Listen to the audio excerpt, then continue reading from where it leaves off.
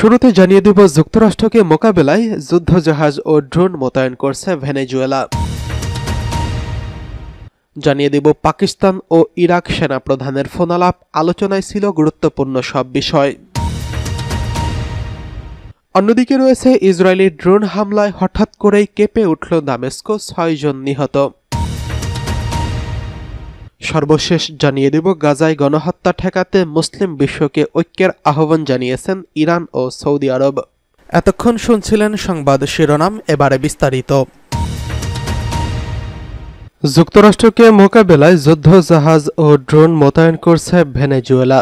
যুক্তরাষ্ট্র মাদক চক্র দমনের নামে একাধিক যুদ্ধজাহাজ ভেনেজুয়েলার উপকূলের কাছে পাঠানোর পর মার্কিন প্রেসিডেন্ট ডোনাল্ড ট্রাম্পকে ওপেন চ্যালেঞ্জ জানালেন দেশটির প্রেসিডেন্ট নিকোলাস মাদুরো। এতে দুই দেশের মধ্যে উত্তেজনা তীব্র আকার ধারণ করছে।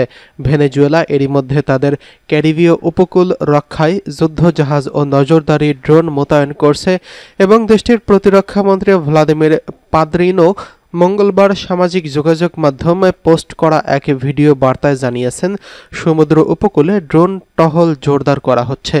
ভেনেজুয়েলাকে রক্ষায় বৃহৎ নৌযান ও ড্রোন পাঠানো হয়েছে দেশের সীমানার উত্তর দিকের জলীয় সীমায়।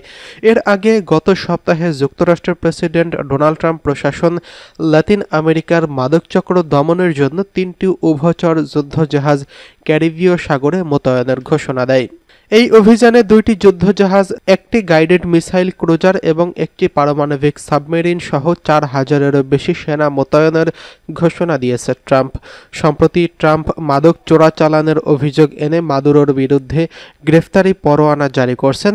তাকে ধরিয়ে দিতে পুরস্কার হিসেবে $25 মিলিয়ন ঘোষণা করা হলেও পরে তা বাড়িয়ে $50 মিলিয়ন করা হয়।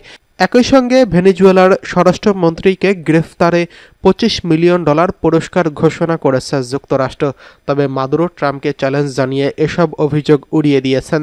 তিনি বলেছেন, ভেনেজুয়েলায় মাদক উৎপাদনের কোনো সুযোগ নেই এবং যুক্তরাষ্ট্র পরিকল্পিতভাবে তার সরকারকে উৎখাতের ষড়যন্ত্র করছে।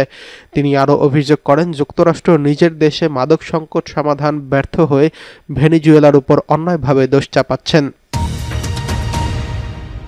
এদিকে পাকিস্তান ও ইরানের সেনাপ্রধানের ফোনালাপ, আলোচনায় ছিল যে সব বিষয়। সন্ত্রাসবাদ দমনে এবং সীমান্ত সুরক্ষায় যৌথ প্রচেষ্টা জোরদারের অঙ্গীকার করছেন ইরানের সশস্ত্র বাহিনীর chief of staff general Abdur Rahim Mousavi এবং পাকিস্তানের সেনাপ্রধান ফিল্ড মার্শাল আসিম মুনিরে। টেলিফোন আলাপের সময় আলোচনা চলাকালে একে অন্যকে এই প্রতিশ্রুতি দেন তারা। মঙ্গলবার ২৬ আগস্ট এক প্রতিবেদনে এই খবর জানিয়েছে পাকিস্তানের সংবাদ মাধ্যম দ্য ডন। ইসলামাবাদে ইরানি দূতাবাসে এক বিবৃতিতে এই কথা জানিয়েছেন। দূতাবাসের বিবৃতিতে বলা হয়েছে, ইরানি জিসিএসএফ major general Abdur Rahim Mousavi এবং পাকিস্তান সেনাপ্রধান ফিল্ড মার্শাল আসিম মুনিরের মধ্যে ফোন আলাপে উভয় পক্ষ সীমান্ত সুরক্ষিত রাখতে এবং সন্ত্রাসবাদ নির্মূল করতে প্রতিশ্রুতি ব্যক্ত করেছেন। সংবাদ মাধ্যম ডনের প্রতিবেদন থেকে বলা হচ্ছে, আলোচনায় দুই দেশের সেনাপ্রধান দ্বিপক্ষীয় সহযোগিতার বিভিন্ন দিক নিয়ে কথা বলেন। এ সময় মোসাভি ইসরায়েলের সঙ্গে 12 দিনের যুদ্ধে পাকিস্তান তেহরান সমর্থনের ভূয়সী প্রশংসা করেন। দুই দেশের সেনাপ্রধানের ফোনালাপ হল ইরানের প্রেসিডেন্ট মাসুদ পেজেশকিয়ান ইসলামাবাদ সফরের কয়েকদিন পর।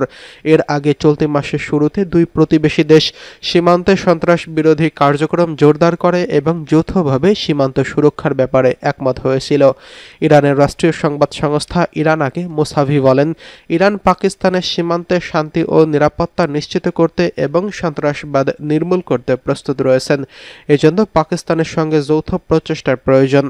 একইভাবে আসিম মুনির বলেন, পাকিস্তান ইরান সীমান্তকে ভ্রাতৃত্ব, বন্ধুত্ব ও অর্থনৈতিক উন্নয়নের সীমান্তে রূপান্তর করতে হবে।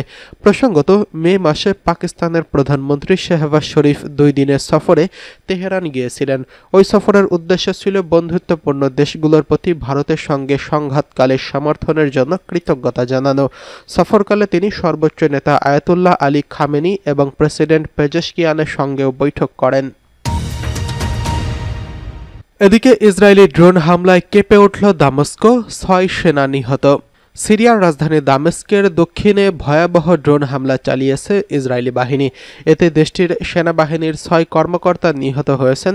দ্য টাইমস অফ ইসরায়েল এবং আল জাজিরা সিরিয়ার রাষ্ট্রনিয়ন্ত্রিত আল আখবারিয়া টেলিভিশনের বরাতে এই তথ্য প্রকাশ করেছেন। সিরিয়া সংবাদ মাধ্যমটি আজ বুধবার ২৭ আগস্ট এক প্রতিবেদনে জানিয়েছেন, দামেস্কের উপকণ্ঠে আল কিশওয়ার শহরের ঠিক পাশে সেনাবাহিনীর অবস্থানে ইসরায়েলি ড্রোন আঘাত হানে। বড় বিস্ফোরণে কেঁপে ওঠে আশপাশ। পরে সেখান থেকে ৬ সৈন্যর মরদেহ উদ্ধার করা হয়। গত ডিসেম্বরে সিরিয়ার প্রেসিডেন্ট বাশার আল আসাদের নেতৃত্বাধীন সরকারের পতন হওয়ার পর দেশটির অভ্যন্তরে হামলা শুরু করে ইসরায়েল। তখন বাশার বাহিনীর ফেলে যাওয়া ঘাঁটিতে অত্যাধুনিক সামরিক সরঞ্জাম ধ্বংস করাই ছিল ইসরায়েলের লক্ষ্য। এরপর মাসের ব্যবধানে সামরিক বেসামরিক স্থাপনা, গুরুত্বপূর্ণ এবং কৌশলগত সম্পদ লক্ষ্য করে হামলা শুরু করে ইসরায়েল। মাঝে আন্তর্জাতিক সম্প্রদায়ের চাপে কিছুটা দমেছিল ইসরায়েল, কিন্তু সম্প্রতি দামেস্কের বাইরে নতুন করে ইসরায়েলি সৈন্য অভিযান শুরু করা হয়। সিরিয়ার পক্ষ থেকে এর তীব্র নিন্দা জানানোর একদিন পরই সরকারি বাহিনীর উপর হামলা ও হতাহতের ঘটনা ঘটল। ইসরায়েলের প্রতিরক্ষা বাহিনীর পক্ষ থেকে তাৎক্ষণিকভাবে কোনো বিবৃতি পাওয়া যায়নি। ২০২৪ সালের ডিসেম্বরে বাশার আল আসাদ সরকারের পতনের পর থেকে দক্ষিণ সিরিয়ার অভ্যন্তরে ৯টি পোস্টে আইডিএফ মোতায়েন করা হয়েছে, যার বেশিরভাগই দেশগুলোর সীমান্তে জাতিসংঘ প্রহরী বাফার জোনের মধ্যে। এছাড়া ইরাক থেকে মার্কিন বাহিনীর বিশাল একটি বহরকেও সিরিয়ার মোতায়েন করা হয়েছে। মার্কিন সেনারা ইরাক থেকে প্রবেশ করে হাসাকা প্রদেশের দক্ষিণে অবস্থিত আল সাদ্দাদি ঘাঁটিতে অবস্থান নেয়। শাফাক নিউজের সংবাদদাতা জানিয়েছেন, সর্বশেষ কনভয়টিতে প্রায় ৮০টি ট্রাক ছিল। এতে লজিস্টিক সরঞ্জাম, জ্বালানি, সাজোয়াজান, সৈন্য, গোলাবারুদ বহন করা হয়েছিল। এর আগে মঙ্গলবার আরও একটি কনভয় প্রকাশ করেছিল, যেখানে ৫০টির বেশি ট্রাক এবং সাজোয়াজান ছিল। সেই বহরটি হাসাকা প্রদেশের খরাব আল জির এবং কাসরাখ ঘাটির দিকে গিয়েছিল। এদিকে গাজায় গণহত্যা ঠেকাতে মুসলিম বিশ্বকে ঐক্যের আহ্বান জানিয়েছেন ইরান ও সৌদি আরব। গাজায় ইসরায়েলি গণহত্যা ঠেকাতে মুসলিম বিশ্বকে ঐক্যের ডাক দিয়েছেন ইরান ও সৌদি আরব। জেদ্দায় মুসলিম দেশগুলোর সহযোগিতা সংস্থা ওআইসি আলোচনার আগে পার্শ্ব বৈঠকে দুই দেশের পররাষ্ট্রমন্ত্রীরা বললেন, মুসলিম বিশ্বকে একসঙ্গে এগোতে হবে। ইরানের আধা সরকারি সংবাদ সংস্থা তাসনিমের প্রতিবেদনে এই খবর জানানো হয়। সৌদি আরবের জেদ্দায় ওআইসির জরুরি বৈঠকের আলোচনার ফাঁকে সাক্ষাৎ করেন ইরানের পররাষ্ট্রমন্ত্রী আব্বাস আরাঘচি, সৌদি পররাষ্ট্রমন্ত্রী ফয়সাল বিন ফারহান।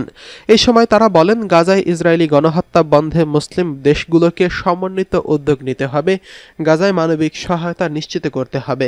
তারা হুঁশিয়ারি করে বলেছেন, ফিলিস্তিনি ভূখণ্ড সম্প্রসারণের জন্য ইসরায়েলের বিপজ্জনক প্রকল্প রুখতে মুসলিম বিশ্বের ঐক্য অত্যন্ত জরুরি। এছাড়া ইরান সৌদি সম্পর্কের উন্নয়ন, রাজনৈতিক, অর্থনৈতিক এবং আঞ্চলিক সহযোগিতা জোরদার নিয়ে আলোচনা হয়। কূটনৈতিক মহল বলছে, দুই প্রতিদ্বন্দ্বী শক্তি একসঙ্গে এগিয়ে গেলে পশ্চিম এশিয়ায় নতুন স্থিতি তৈরি হতে পারে। এটি দাঁড়িয়ে থাকবে সংলাপ, পারস্পরিক শ্রদ্ধা ও অনধিকার হস্তক্ষেপ না করার নীতির উপর। প্রসঙ্গত, ২০২৩ সালে অক্টোবর থেকে গাজায় ইসরায়েলি আগ্রাসনে এখন পর্যন্ত নিহত হয়েছেন ৬২,০০০ ফিলিস্তিনি, যাদের বেশিরভাগই নারী ও শিশু। গাজায় নতুন করে এই সিটিতে দখল করার অভিযান শুরুর পর মানবিক বিপর্যয় আরও ঘনীভূত হওয়ার আশঙ্কা দেখা দিয়েছে।